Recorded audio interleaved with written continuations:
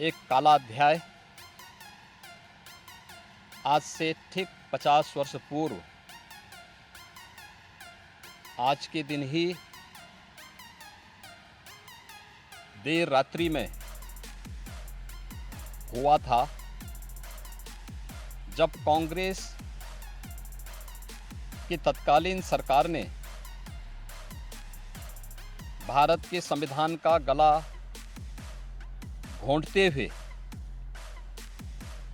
लोकतंत्र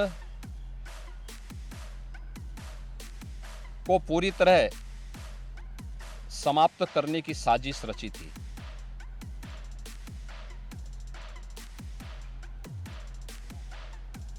पच्चीस जून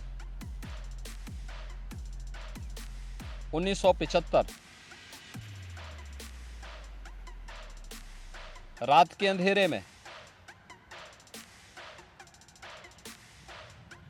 श्रीमती इंदिरा गांधी जी के नेतृत्व में कांग्रेस की सरकार ने कैसे भारत के लोकतंत्र को नष्ट करने का प्रयास किया था। उस समय के सभी विपक्षी दलों के नेताओं को, उसमें से अटल बिहारी वाजपेयी जी, से मोरारजी देसाई जी, श्री जयप्रकाश नारायण जी, श्री लाल कृष्ण आडवाणी जी और विपक्ष के सभी नेताओं को बंद करके लोकतंत्र के गले को पूरी तरह घोंटने का प्रयास किया था। आज जब 50 वर्ष के उपरांत हम इमरजेंसी की उन यादों को स्मरण करते हैं,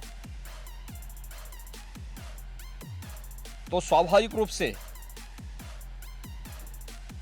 कांग्रेस में चेहरे बदले होंगे, लेकिन उसका चरित्र, उसके हाव भाव आज भी वही हैं जो 1975 में एक बर्बर चेहरा उस समय में कांग्रेस पार्टी का देखने को मिला था।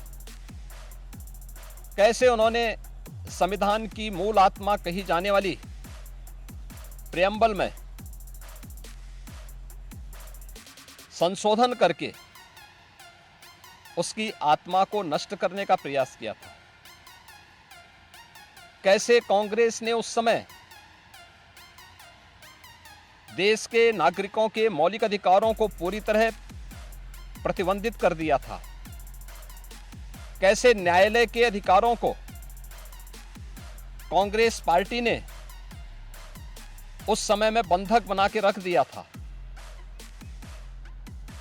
और आज भी कांग्रेस पार्टी में भले ही नेतृत्व बदला हो, लेकिन उसका चेहरा बदला हो, लेकिन चरित्र तो उसका आज भी वही है। ये लोकतंत्र की दुहाई देते हैं, लेकिन भारत के बाहर जाकर के भारत के लोकतंत्र को कटघरे में खड़ा करते हैं। भारत की चुनाव प्रणाली पर प्रश्न चिन्ह खड़ा करते हैं। भारत के बाहर जाकर के भारत को और इसके लोकतंत्र को कोसते हैं। भारत के अंदर हर चुनाव की प्रक्रिया में बाधा पैदा करके ईवीएम पर अपने अकर्मण्यता का दोष थोपने का प्रयास करते हैं। एक तरफ कांग्रेस का यह तानाशाही पूर्ण रवैया,